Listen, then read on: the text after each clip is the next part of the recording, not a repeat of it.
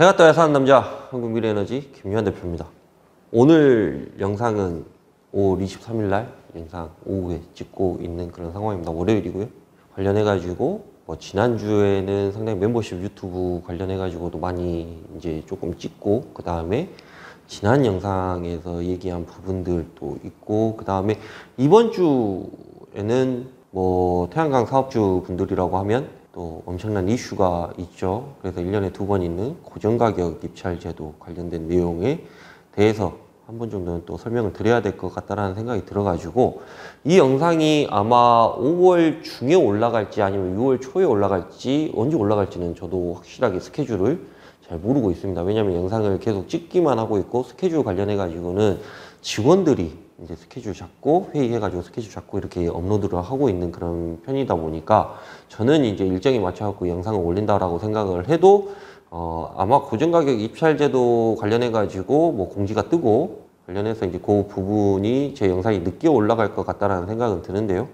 어차피 조금의 이제 대기 시간이 있으니까 그나마 조금 영상을 좀 보시고 그 다음에 장기 입찰을 진행을 하시든지 그렇게 진행을 하시는 게 저는 맞다라고 생각을 하고 있습니다. 물론 제 말이 이제 다 100% 맞다라고 표현하기는 좀 한 거지만, 그래도 시공사 대표 입장에서 그래도 현업에서 좀 일을 하고 있는 사람으로서 조언 아닌 조언 아니면 어드바이스 정도 수준이니까요. 그 정도 수준에서 그래도 안 보고 이렇게 지나치는 것보다는 보시고 영상을 좀 이렇게 영상 좀 보시고 그 다음에 관련해가지고 장기 입찰 내용도 확인하시고 그렇게 진행하셨으면 좋을 것 같다는 생각은 들고, 어차피 태양광 관련해가지고 최대 이슈인 고정가격 입찰 요 내용에 대해서는 계속해서 제가 유튜브 영상을 찍음과 동시부터 시작해서 계속해서 몇 번의 이제 같은 주제로 말씀을 드리고 있는 것 같습니다. 근데 그 내용 중에서는 상당히 조금 중요한 내용도 있었던 것 같고, 관련해가지고 장기 입찰 맺으신 분들이나 그렇지 못하신 분들도 계시기는 하지만, 여하튼 이 영상이 조금 중요하다, 이 정도는 조금 인지를 하셨으면 좋을 것 같다는 생각은 듭니다. 그래서 그렇게 봐주셨으면 좋을 것 같고, 고정가격 입찰 장기 계약이라고 얘기를 하죠. 우리가 편의상 장기 계약 시즌이 드디어 다가왔습니다. 5월입니다. 5월 말인 거고, 오늘이 5월 23일이다 보니까 조금 많이 이렇게 좀 딜레이가 된, 늦춰진 요 시점에서도 아직 공지가 올라오진 않았습니다. 근데 이번 달 말에 공지를 하겠다라고 얘기를 했고, 이르면 2주 안에, 이번 주, 그러니까 5월 23일이 들어있는 월요일인 2주 안에 발표를 하겠다라고 얘기를 하고 있는 시점에서 대충 우리가 예측한데 이렇구나 저렇구나 하는 얘기를 제가 말씀을 드리는 거죠. 아직 공지가 안 돼 있기 때문에, 공지가 되면 또 제가 영상을 또 찍어야 되겠죠. 그래서 그 영상을 최대한 빨리 업로드를 시켜야 되는 게 맞다라고 생각을 하고, 일단은 우리가 예측을 할 수 있는 그런 부분들에 대해서만 제가 조금 어바웃, 그러니까 좀 언저리 수준, 그러니까 실질적으로 데이터가 어떻고 이렇습니다 저렇습니다 이렇게 얘기를 하는 것보다는 지금 여러분들이 생각을 하고 계시는 그 정도의 수준으로 제가 말씀을 드릴 테니까 한번 보시고 결정을 하시는데 조금 도움이 되셨으면 좋을 것 같다라고 생각을 해주셨으면 좋을 것 같고, 장기 계약 관련해 가지고 역대급으로 흥미진진한 시즌이 되지 않을까, 그런 회차가 되지 않을까, 그런 상반기 장기 입찰 고정 가격이 되지 않을까 하는 그런 생각을 해봅니다. 왜냐하면 변수가 상당히 많죠. 변수가 상당히 많고, 그 변수에 대해서도 우리가 알고 있어야 되기 때문에 그런 부분들에 있어서 제가 말씀을 드릴 테니까 그 정도 수준으로만 인지를 해주셨으면 좋을 것 같고, 변수가 많은 이번 장기 계약 시즌이다 라는 수준. 왜? 작년 상반기 하반기 장기 입찰 관련해 가지고 정확한 데이터보다는 제가 기억나는 것들로 제가 좀 나래민을 좀 세워보자고 하면, 상반기 최저 금액으로, 상반기 때는 작년에 최저 금액으로 입찰이 되었던 게 사실입니다. 그래서 고정가격, 상한 가격이 얼마였고, 거기서 우리가 봤을 때 100km에서 500km 미만 구간 같은 경우에는 120원대에 계약을 맺으신 분들도 계시죠. 그죠? 그래서 역대급으로 저조한 금액으로 우리가 장기 계약을 맺을 수밖에 없었다. 그 배경에는 우리의 조바심도 있었겠지만, 조금 물량, 현물시장 가격이 너무 낮다 보니까 이것을 좀 만회하기 위해서 장기 입찰로 조금 되돌리려고 생각을 하신 분들이 너무 많다 보니까, 경쟁률도 어차피 계속해서 떨어지기는 했었지만, 여하튼 제가 이번 지방선거를 정말로 중요하게 생각하고 있는 것은 몇몇 분들은 알고 계실 거라고 저는 생각을 하고 있습니다. 어떻게 보면 좀 농간이라고 좀 표현하기도 좀 그런 얘기를 좀 하기는 좀 뭐하지만 여튼 그런 거에 대해서 우리가 조금 많이 피해를 봤다라고 생각을 해주셨으면 좋을 것 같다는 생각은 들고요. 그 다음에 하반기에는 이게 저는 영린이라고 표현을 했습니다. 건들면 되지 않는 수염을 건드렸다라고 표현을 했었는데 상반기 장기 입찰 금액보다 하반기 장기 입찰 평균 가격이 높아졌습니다.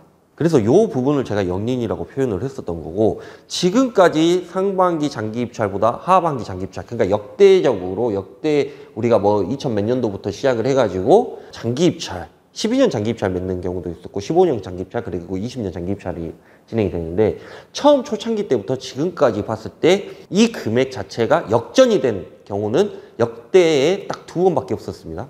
그래서 그 부분도 뭐 어떻게 봐보면 뭐 첫 번째 뭐 뒤집어진 경우 같은 경우에는 미미했었던 부분이라서 우리가 그냥 넘기면 될 것 같고, 두 번째 작년에 뒤집어진 그 상황에서는 어마어마하게 큰 편차로 뒤집어진 그런 상황이다 보니까 그 부분에 있어 가지고 우리가 생각을 해봤을 때 상당히 조금 이번 장기 입찰이 조금 많이 흥미진진한 그런 상황이 돼버린 것이죠.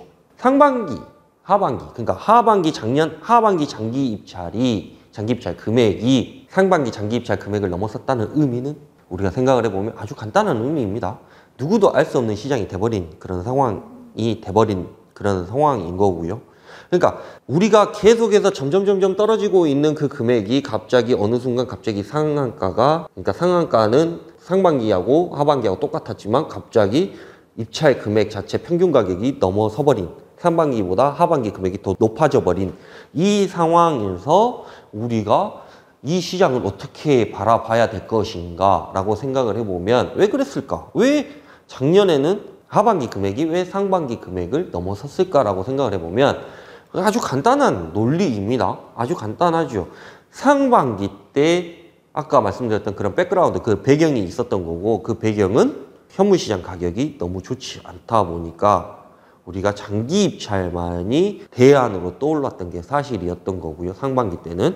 그러다 보니까 지금 현재 발전소를 갖고 있는 모든 사람들이 다 입찰을 받고 거기에서 나는 하향 조정을 해서 입찰을 본 사람들이 많았기 때문에 어쩔 수 없이 가격이 많이 하향되었던 상황에서 하반기로 가면 갈수록 수요와 공급이 어떻게 봐보면 수요가 공급을 이기고 있다는 것을 방증하고 있지 않았는가. 그래서 하반기 가격이 상반기 가격보다 평균 입찰 가격이 더 높을 수밖에 없었던 게 아닌가 하는 그런 생각을 해봅니다. 그래서 예측이 되지 않는 거래 시장이라고 제가 말씀을 드렸던 거고, 자, 그럼 이번 고정가격, 가장 중요한 거죠. 이번 고정가격 시장은 어떻게 될 것인가? 이미 예측이 되지 않는 시장을 만들어버린 상황에서 최대한 그들의 이익으로 만들 것이라는 것은 누구나 다 알고 있습니다. 그러니까 탁상 공론을 하고 있는 거, 탁상 행정을 하고 있는 거죠. 야, 이만저만 해가지고 너무 상한 가격을 예를 들어서 예전에 뭐 163원이었다, 161원이었다, 막 이렇게 얘기를 했는데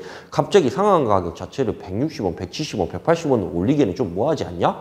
근데 문제는 그렇게 올리지 않는 이상에서는 사람들이 입찰을 보지 않을 거기 때문에 그렇게 올려줘야 되는 게 정상적이지 않냐? 야, 그러면 얘네들하고 비교를 해봤을 때 그 중간 지점이 어느 정도 수준이냐라고 해가지고 상당히 골머리가 아플 것 같다라는 생각이 듭니다. 당연히 그럴 수밖에 없는 것이지요. 왜? 아까 말씀드렸다시피 이미 수요가 공급을 이기고 있는 상황입니다. 그러니까 수요와 공급에서 수요가 너무 높아진 상황에서 공급이 그것을 따라가지 못하다 보니까 당연히 가격이 오를 수밖에 없는 그런 상황이 돼버린 상황인 거지요. 그러다 보니까 장기 입찰 몇 개는 해줘야 될 것 같고 장기 입찰만이 답인 거고, 현물 시장 같은 경우에도 얘네들이 버티기 수준으로, 그러니까 우리 사업주분들이 버티기 시작하면 당연히 현물 시장 가격이 엄청나게 높아질 수밖에 없는 그런 구조를 가지고 있는데, 왜? 공급 의무 발전 비율이 2.5%가 상향이 됐기 때문에 올해부터 그렇죠. 그러다 보니까 2.5%라고 얘기했지만 제가 예전 영상에서도 말씀드렸다. 2.5%, 100에서 2.5%가 아닙니다. 9%에서 2.5%가 오른 거는 거의 30%에 육박한 거고, 그래서 필요 REC가 어느 정도 수준이라는 것은 예전 영상에서도 계속해서 제가 말씀을 드렸던 거고, 이런 상황에서 당연히 수요가 많아진 상황에서 공급이 그걸 따라올 수가 없다. 그러면 당연히 현물시장 가격도 당연히 폭등을 할진데, 그렇다고 봐보면 과연 고정가격 입찰 제도에서 상한 가격을 얼마로 매길 것인가? 대한 부분이 고뇌가 엄청나게 많이 쌓일 수밖에 없다는 점을 제가 분명히 말씀을 드립니다. 그래서 그런 부분들 때문에 사람들이 조금은 고민을 많이 해야 되는 게 사실인 거고요. 그래서 그런 부분들이 있어가지고 우리가 머리를 잘 써서 이번에 장기 입찰을 맺든지 아니면 관망을 하든지 우리의 키는 우리가 쥐고 있다라고 보셔도 무방하실 것 같다는 생각은 듭니다. 9%에서 2.5%가 오른 거는 30% 이상이 올라가야 되는 그런 상황입니다. 그러다 보니까 지금 현재 공급이 딸리고 있는 상황인 거죠. 왜? 저번에도 제가 말씀드렸지 않습니까? 시공사가 없다고. 시공사 다 망해가지고 없습니다. 그리고 더 이상 시공사가 망한 이유에 대해서도 몇 번 말씀드렸죠. 발전소 부지도 없는 거고, 발전소 원자재 가격도 엄청나게 상승한 거고, 민원 인허가 규제 뭐 이런 것도 또 엄청나게 많은 거고, 더 이상 공급이 안 되고 있는 상황에서 지금 현재 발전소를 갖고 계시는 분들은 정말 땡큐인 거죠. 그래서 그런 상황이기 때문에 이번 장기 입찰한다고 해가지고 솔직히 말씀드리면 약간 콧방귀 뀌셔도 나쁘지 않는 그 정도의 수준이다 라고 보셔도 될 것 같다는 생각이 들어요. 제 입장에서는. 예전 같으면 벌써 공지가 되고 발표가 되어야 되는 그런 시점입니다. 벌써 5월 말이에요. 5월 말에는 상반기 장기 입찰 관련해가지고 아직 공지도 못하고 발표도 못하고 있다. 얼마나 얘네들이 지금 고뇌에 쌓이고 머리를 싸매고 있는지에 대해서 방증을 하고 있는 것이지요.